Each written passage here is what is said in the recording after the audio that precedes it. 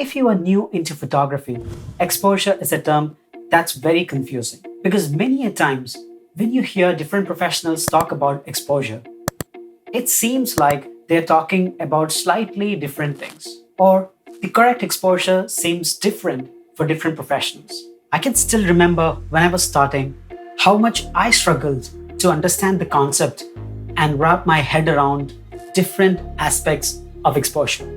Also, if you look online regarding this topic, there is so much content that say entirely different things and is therefore very confusing. So the question here is, how do you know you're exposing your images correctly? Let's demystify what is exposure.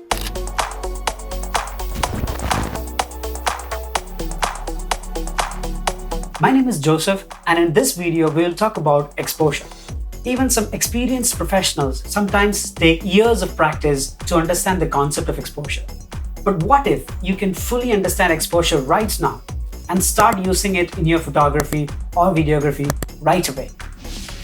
Because there is no doubt that good understanding of exposure is crucial in any kind of photography or cinematography.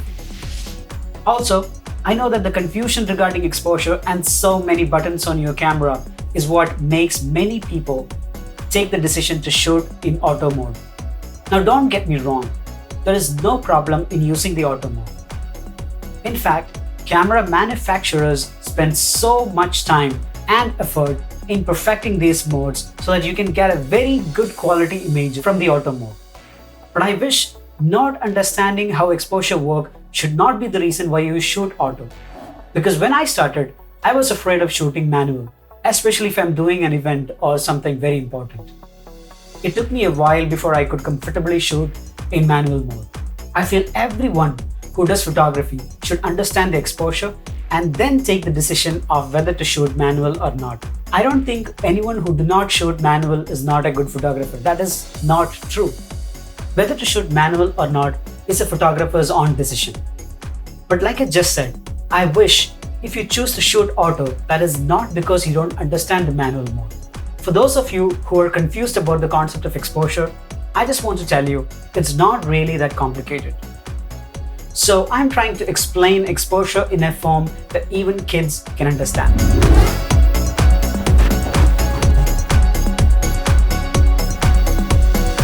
What is exposure? A simple textbook definition of exposure is, in photography, exposure is the amount of light reaching the sensor or the film. This means exposure determines how bright or dark the image looks. That's it. If the exposure is high, the image looks brighter, and if the exposure is low, the image looks darker. So going back to the question of what is correct exposure. If this comes as a disappointment to you, I hate to say that there is no perfect exposure. Exposure is subjective. The perfect exposure is different for each photographer. Or let's imagine two different professional photographers taking a picture of the same scene using a same lens and the same camera at the same time. Chances are both of them use different settings and different levels of exposure, and still both of them can produce amazing looking images. So how can you know if you are exposing correctly? The answer to that is, you cannot expose correctly, but you can expose the way you like it. You have to try different exposures to see if you like the image brighter or darker. Once you found your sweet spot, you can practice it many times until that becomes a part of your photography style. However, there are certain checkpoints that you can meet to ensure you're not making a mistake while exposing. By checkpoints, I mean understanding that you're not underexposing or overexposing the image by mistake.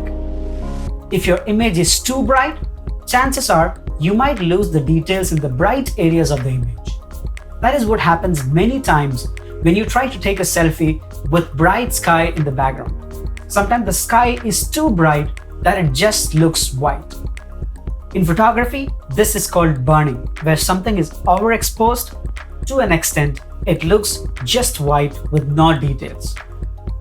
In order to solve this, you need to reduce the exposure. However, this will make the dark areas in your image even darker.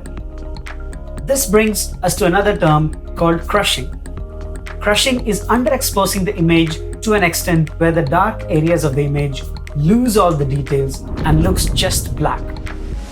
In order to preserve the details in the dark areas, you need to bring up the exposure, which if you overdo it can result in burning the bright areas of the image. Most of the time, unless you want any of this look specifically for your artistic reasons, photographers try to preserve maximum detail in the bright as well as the dark areas.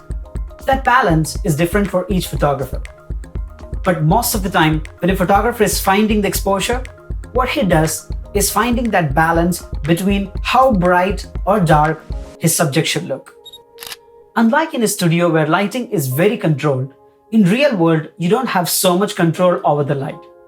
That means there are so many bright and dark areas in your frame. Human eyes are so good in showing details in both dark and bright areas at the same time, but no camera is as good. So as a photographer, you make the decision of whether to preserve the details in the bright areas or whether to preserve the details in the dark areas.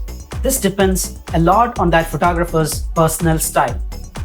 So practice enough to be confident about your style and know that you decide what is the correct exposure for your work. You want a moody, dramatic image, you may decide to reduce the exposure. You want a bright look, you may decide to increase the exposure. It's all up to you. So once again, there is no absolute correct exposure. There's only the exposure you want for your work. Now that you know what exposure means and when to increase or decrease exposure, how do you do it? No matter what kind of camera you use, be it a mobile phone, a DSLR, a mirrorless, or even a high-end cinema camera, there are three major tools to make changes to exposure: ISO, aperture, and shutter speed. When you take an image, you use different combination of these elements to get the right exposure. That sounds complicated, but the good thing is, it is not as complex as you think. In most scenarios, you need to worry only about one or sometimes two of these tools. Sounds manageable? I'll talk about how to use aperture, shutter speed, and ISO in detail in the next video.